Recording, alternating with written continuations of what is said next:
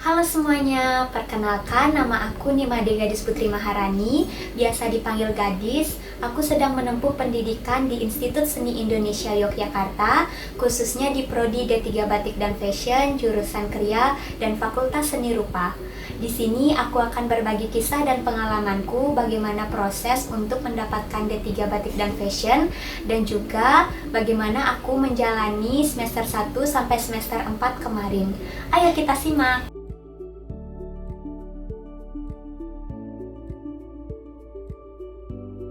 Bertanya kenapa aku ingin sekali memasuki prodi D3 Batik dan Fashion. Itu karena dari kecil aku sangat suka menggambar dan mewarnai, khususnya di bidang fashion. Jadi aku ingin mengembangkan hobiku di bidang fashion. Dan aku sangat tertarik karena di D3 Batik dan Fashion akan mempelajari mengenai teknik pembuatan kain batik. Nah, sebelum aku mengikuti tes untuk memasuki D3 Batik dan Fashion itu hanya melalui jalur mandiri dan aku mendapatkan gelombang pertama. Tes dibagi menjadi dua, yaitu ada tes tulis ataupun tes gambar dan juga tes wawancara. Dan aku mulai mengumpulkan beberapa informasi mengenai berkas untuk memenuhi persyaratan. Dan juga kalian harus mengumpulkan beberapa piagam penghargaan kalian yang sekiranya ada berkaitan dengan jurusan seni yang kalian akan cari di Institut Seni Indonesia Yogyakarta. Tentunya kalian juga harus mempersiapkan diri matang-matang untuk belajar.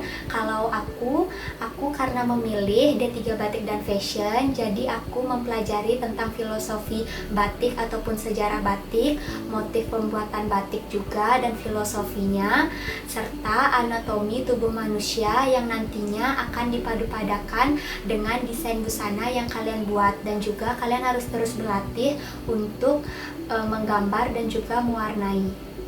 Setelah itu aku mengikuti tes dan menunggu hasil pengumuman. Dan akhirnya aku dinyatakan lulus ke D3 Batik dan Fashion. Hasilnya sangat memuaskan. Sekarang aku sudah menjadi mahasiswi D3 Batik dan Fashion, menjalani dari semester 1 sampai semester 4 kemarin. Nah, yang aku pelajari dari semester 1 sampai semester 4 kemarin itu, aku mempelajari tentang bagaimana proses pembuatan kain batik dari awal sampai akhir. Mulai dari penciptaan ide dan motifnya beserta filosofinya, bagaimana cara aku menciplak motifku ke kain dan juga proses pencantingan dan juga proses pewarnaannya. Itu sangat seru sekali karena aku sangat menyukai prosesnya. Dan selanjutnya aku juga belajar bagaimana cara mencampur warna, bagaimana teknik membuat anatomi tubuh manusia yang akan dipadukan dengan desain busana. Aku juga mempelajari mengenai motif ataupun ornamen batik lebih dalam lagi. Dan juga di sini aku mempelajari bagaimana cara membuat pola busana beserta menjahit. Dan di sini aku juga mempelajari bagaimana memilih kain untuk membuat suatu busana dan juga diajarkan untuk mengenali berbagai macam kain dan berbagai macam teknik pewarnaan, mulai dari pewarnaan sintetis dan juga alam. Dan di sini juga aku belajar tentang kewirausahaan agar aku memiliki bayangan nantinya aku pada saat berbisnis di bidang fashion dan juga bekerja di bidang fashion. Di D3 Batik dan Fashion, karena mata kuliahnya kebanyakan praktek, jadi kampusku menyediakan beberapa studio yang bisa digunakan untuk proses pembuatan kain batik, mulai dari pewarnaan kain, pencantingan kain, dan juga untuk mempresentasikan beberapa karya yang sudah selesai. Ada juga tempat untuk kelas menjahit dan membuat pola busana, gambar bentuk, dan membuat ornamen batik. Dan di kampus juga sudah disediakan alat dan bahan yang cukup lengkap untuk proses pembuatan kain, mulai dari pewarna batik, kompor untuk mencanting dan melorot kain, ada juga alas untuk mewarnai kain dan juga menjemur kain. Disediakan juga lilin atau malam untuk proses pencantingan dan mesin jahit dan juga manekip.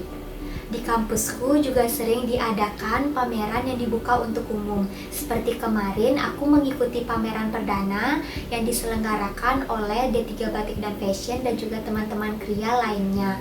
Di sana kami membuat pameran perdana secara online dan offline. Untuk online-nya kami membuat sebuah video yang ditampilkan di akun YouTube resmi Institut Seni Indonesia Yogyakarta yang berisikan karya-karya kumpulan yang sudah selesai. Dan juga untuk pameran offline-nya, teman-teman dan para dosen pun datang dan memberikan antusias yang positif. Aku dan teman-teman batik fashion lainnya akhirnya membuat beberapa busana, tentunya dengan ciri khas kita masing-masing dan tidak lupa menggunakan kain batik. Aku mengangkat tema Bali Tempo dulu yang sudah dimodifikasi menggunakan kain batik dan menggunakan kain khas Bali yaitu endek. Untuk teman-teman kria, karena teman-teman kria dibagi menjadi beberapa, yaitu ada kria keramik, kria kulit, kria logam, kria tekstil, dan kria kayu. Jadi mereka bebas memilih untuk membuat karya yang sesuai dengan peminatan yang mereka pilih. Dan sebelum pandemi, D3 Batik dan Fashion juga diajak untuk belajar keluar Jogja bersama para dosen untuk lebih mengenal dan berkunjung juga ke tempat pembuatan batik.